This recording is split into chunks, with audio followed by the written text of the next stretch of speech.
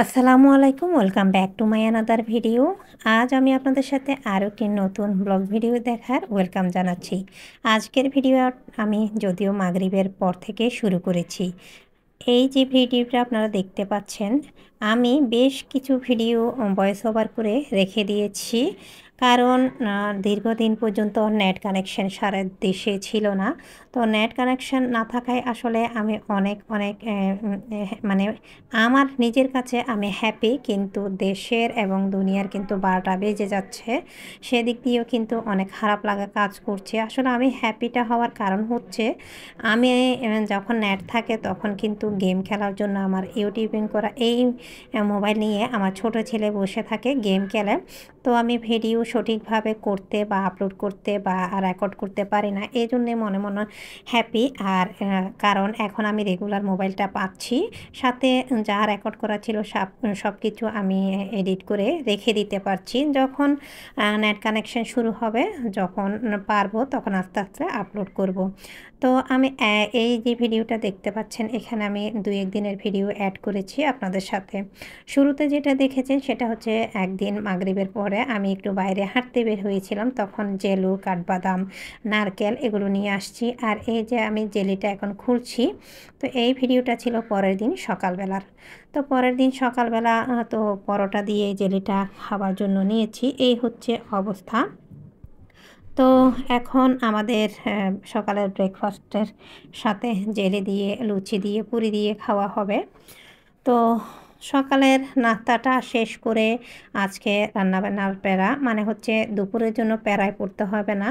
তো সকালে নাস্তা করে সংসারের সমস্ত কাজ গুছিয়ে টুকটাক কাজ করে সব কিছু করে তারপর বিকালে সবার পছন্দের চিকেন ফ্রাই করব। আর আজকে মনে রাখবো মুরগিও নিয়ে আসছে। এই হচ্ছে অবস্থা।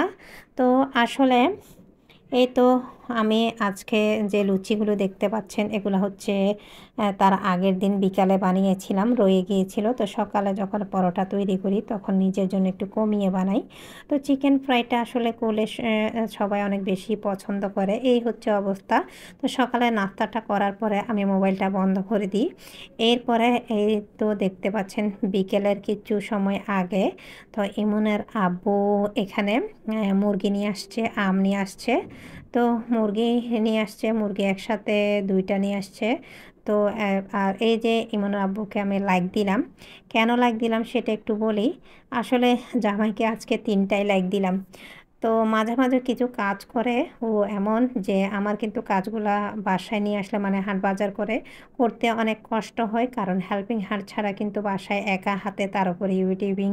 আর অধিকাংশ সময়, বেশিরভাগ সময়ই প্রায় মাসের ২৫ দিন কিন্তু বিকালের নাস্তা, আর ৩০ দিন তো সকালের নাস্তা আমি বাসায় তৈরি করি। সব কিছু রান্নাবান্না এক হাতে করে কিন্তু যখন দেখি ছোট পিচ্চি পিচ্চি মাছ নিয়ে এসেছে, তাও আবার রাত ৯টা, ৯:৩০ থেকে রাত ১২:৩০ ১টা পর্যন্ত সেই মাছগুলো কাটতে, ধুয়ে পরিষ্কার করে নিতে হয়, তখন কিন্তু খারাপ লাগা কাজ করে।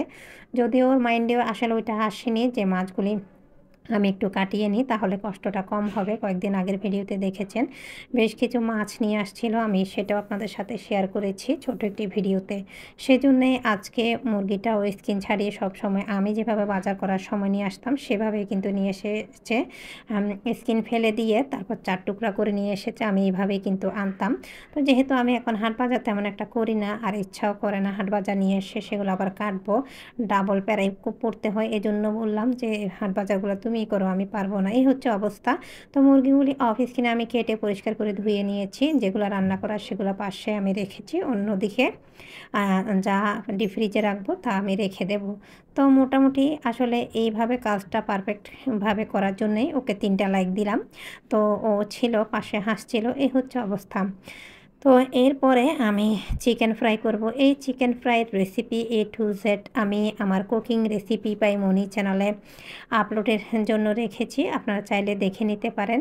সত্যিকার অর্থে আসলে এইভাবে চিকেন ফ্রাই করলে ছেলেরা বা বাচ্চারা অথবা অতিথি আপ্যায়নে কিন্তু অনেক ভালো হয় বা খেতেও মজা লাগে। সবাই কিন্তু পছন্দ করে এইভাবে চিকেন করলে। আপনারা এই রেসিপি অনুযায়ী যদি চিকেনটা ফ্রাই করেন তাহলে সেক্ষেত্রে চিকেনটা রেগুলার রেগুলার সাইজের চাইতে একটু ছোট করবেন, কারণ কোটিংয়ের পরে এই চিকেনটা ডাবলের চাইতে বেশি হয়। উপরে একদমই ক্রাঞ্চি, ভিতরে মুচমুচে, খেতে অসম্ভব মজার। আবার চাইলে বাচ্চাদের স্কুলের টিফিনেও কিন্তু দিতে পারেন। তো আমি একটু বাড়িয়ে করেছি, কারণ যাতে করে তারপরের দিন ওরা খেতে পারে। আর এই ক্যাটাগরির খাবারগুলো আমি একটু বাড়িয়েই করি, যেন ওরা আবার চাইলে দিতে পারি। আর এসব রেসিপি বা এসব রান্না কিন্তু দৈনিক করা হয় না, তাই আমি একটু বাড়িয়ে করি। এই হচ্ছে অবস্থা। আর আমি যে মশলাগুলি ব্যবহার করেছি সেখান থেকে যদি গোলমরিচটা না থাকে তাহলে সমস্যা নেই, আপনারা আমার কুকিং রেসিপি বা মনি চ্যানেলে দেখবেন। আর এখানে আপনাদের হাতের কাছে লেবুর রসটা থাকলেও হবে, বাকি সব কিছু মোটামুটি হাতের কাছে কিন্তু থাকে, একদমই রেস্টুরেন্টের মতো মজাদার। এই তো দেখতে পাচ্ছেন এখন হচ্ছে মোটামুটি আসরের সময়। তো আমি চিকেনটা করে রেখে দিয়েছি, শুধু মাইক্রোওভেনে গরম করে খাওয়ার সময় ওদেরকে দিয়ে দিব। এই তো আমি নামাজ পড়ব এমন সময় বা প্রচণ্ড মেঘের সাথে বাতাস বইছিল। এই তো তো একটু আপনাদের সাথে শেয়ার করি কি পরিমাণ বাতাস। দেখতে পাচ্ছেন আমি নামাজটা শুধুমাত্র নামাজ পড়ার জন্য বিছিয়ে দিলাম, এরপরেই বাতাস কিন্তু শুরু হয়ে গিয়েছে। এর কিছু সময় পরেও কিন্তু বৃষ্টি আরম্ভ। আর আমি বেশ কিছু রেকর্ড করা আমার ভিডিও, যেগুলি আমি মোটামুটি এভাবে এডিট করে ভয়েস ওভার করে রেখে দিয়েছি, পরবর্তী সময়ে যখন নেট কানেকশন চালু হবে তখন যেন আপলোড করতে পারে। এই তো দেখতে পাচ্ছেন কি পরিমাণ বাতাসের সঙ্গে বৃষ্টি। আর তখন এই দরজাটা কোনোভাবে খোলা রাখা পসিবল হয়ে ওঠে না, কারণ বৃষ্টিতে বেড, বিছানা, স্টিলের আলমারি সব কিছু ভিজে যাবে, এই জন্য তাড়াতাড়ি বন্ধ করে দিতে হয়। এই তো বন্ধ করে দিলাম, এরপরে আমি নামাজটা পড়ে নিলাম। তো এই তো এরপরে আমরা বিকালের নাস্তাটা করে নিলাম। মোটামুটি আমি আপনাদের সাথে আজকে 2 দিনের ভিডিও কিন্তু টুকটাক শেয়ার করেছি। আশা করি আপনাদের আজকের ভিডিওটা ভালো লাগবে। আসলে সারাদিন সংসারে কাজ করতে করতে নিজেকে যে সময় দেব সেই সময়টাও কিন্তু পাই না। আর বিশেষ করে ইউটিউবিং করি বলে আসলে সময়টা খুব একদমই কম, এই হচ্ছে অবস্থা। তো একদমই রাত্রে আমরা ডিনার বা খাবারের পরে এখানে টাইগার নিয়ে আসছিল আমার ছোট ছেলে। আমাকে বললাম তুমি একটু বরফ দিয়ে খেয়ে দেখো, হয়তো ভালো লাগবে। তো খেতে ভালোই লেগেছে। সব কিছু মিলে এই তো এই হচ্ছে আমার আজকের 2 দিনের ভিডিও। যদি ভুল ভ্রান্তি হয় অবশ্যই ক্ষমা সুন্দর দৃষ্টিতে দেখবেন। আজকের ভিডিও এই পর্যন্ত। সবাই ভালো থাকবেন, সুস্থ থাকবেন, নিরাপদে থাকবেন।